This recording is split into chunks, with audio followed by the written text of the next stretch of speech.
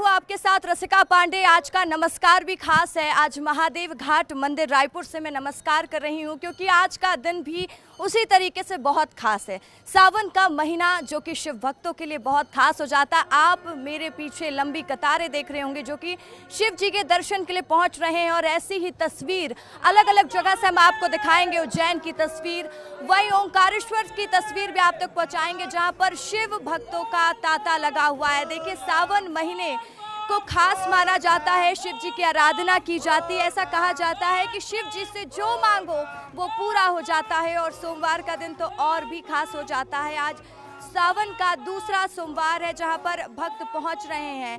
शिव जी को जलाभिषेक किया जा रहा है, रुद्राभिषेक किया जा रहा है और जगह जगह से बेहद ही खूबसूरत तस्वीर सामने आ रही है। साथ ही मैं कुछ लोगों से बातचीत करने की कोशिश करूंगी क्योंकि मैं महादेव घाट में इस वक्त मौजूद हूं। मंदिर में लोग दर्शन करने के लिए पहुंच रहे हैं, दर्शन करने के लिए जा रही हैं। जी हाँ, व्रत है आज? व्रत है।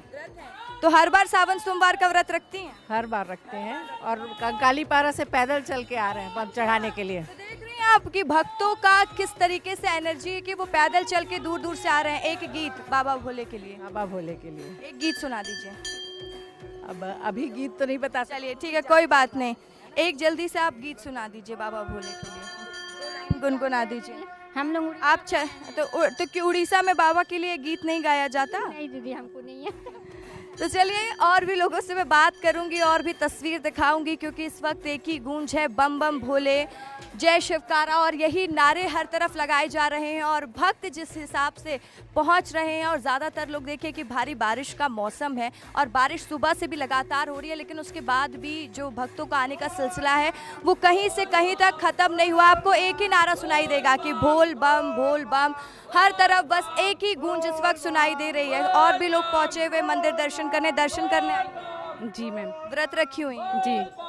हमेशा से रखती आई हैं? जी। क्या क्या तैयारी करते हो आप लोग सुबह से, क्योंकि आज व्रत रहता है, आज का दिन खास रहता है। वैसे मांगने क्या आए हो?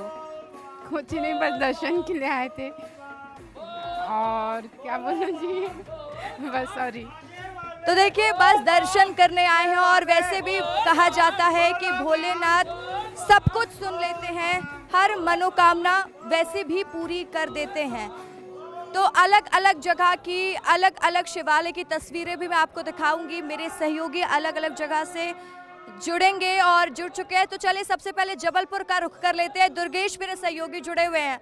दुर्गेश, आज हर तरफ सावन के दूसरे सोमवार की धूम देखी जा रही है, भक्तों की कतारें लगी हुई हैं। जबलपुर की मंदिर का कैसा नजारा है?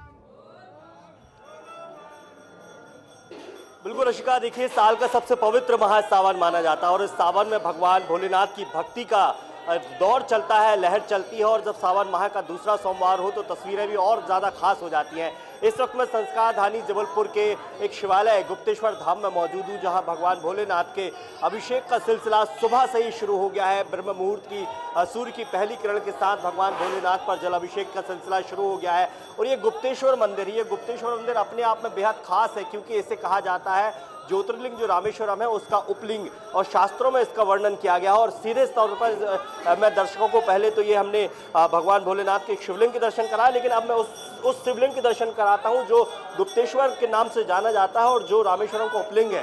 सीधे यहाँ पर देखिए, सुबह के समय आरती का चल रहा है, अभिषेक का दौर चल रहा है और यही तमाम जो शिव भक्त दर्शन कर रहे हैं भगवान गुप्तेश्वर महादेव के, जो जबलपुर संस्कार धानी में मदन महल की पहाड़ियों पर स्थित है। और इसे कहा जाता यही है कि भगवान श्री राम जब वनवास पर थे तब उस दौरान वो चित्रकूट से होते हुए जब जबलपुर के रास्ते पहुंचे। लौटूंगे आपके पास। उज्जैन का रुख कर लेते हैं। बाबा महाकाल की नगरी में कैसा नजारा है वो भी आपको दिखा देते हैं। संतोष कृष्णानी मेरे सहयोगी वहां से लाइव जुड़े हुए हैं।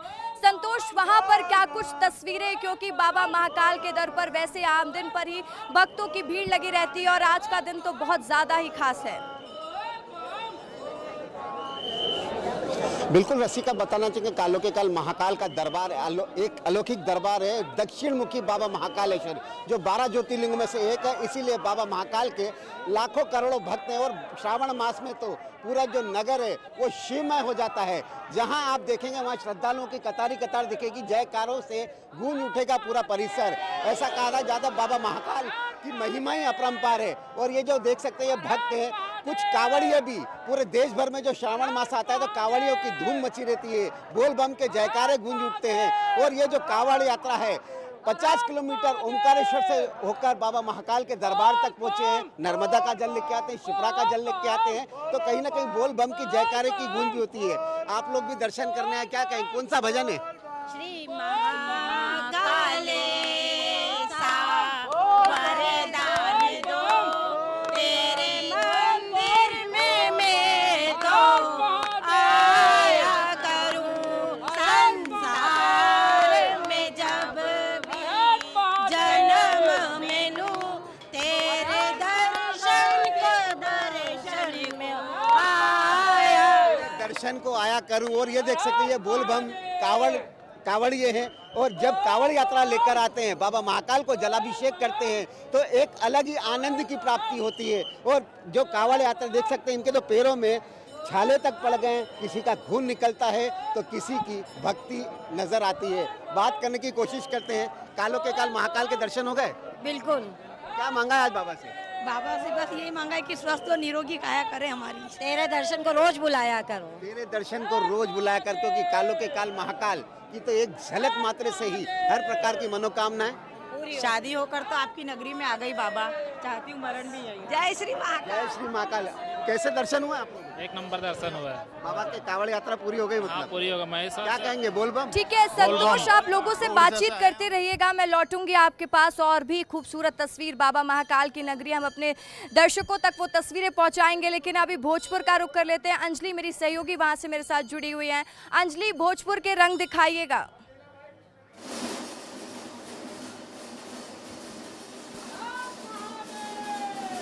हर हर महादेव रसिका, देखिए आज सावन का दूसरा सोमवार है और ऐसे में मैं भोजपुर के प्राचीन भोजेश्वर मंदिर में मौजूद हूँ और यहाँ पर आप देख पा रहे होंगे कि मेरे आगे पीछे हर तरफ भक्तों का तांता लगा हुआ है और शोर इतना है क्योंकि इस वक्त ढोल नगाड़ों मंजीरों के साथ यहाँ पर आरती हो रही है। मौसम बहुत सुहावना है और इस मंदिर की खासियत इतनी रही है, कथाएं इतनी जुड़ी है कि भक्तों की श्रद्धा अब उन्हें इस मंदिर में खींच लाती है। और क्योंकि सोमवार का दिन है तो आप यहाँ पर जयकारे भी सुन पा रहे होंगे। तो देखिए यहाँ पर अभी कुछ देर पहले ढोल नगाड़े बज रहे थे और अभी जयकारे लग रहे हैं। आपको मैं दिखाना चाहूंगी कि चारों तरफ यहाँ पर भक्त आपको मौजूद नजर आएंगे। ये बहुत ऊंचाई पर मंदिर है और इस मंदिर की खासियत है यहाँ का शिवलिंग। कहा जाता है कि ये शिवलिंग सबसे बड़ा शिवलिंग है।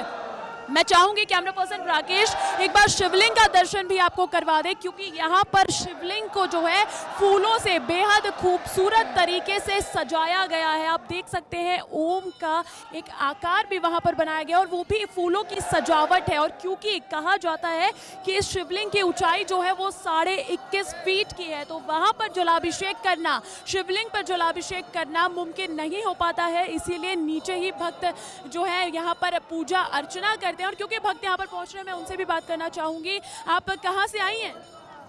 हम आईपीएस से आए 11 मील से।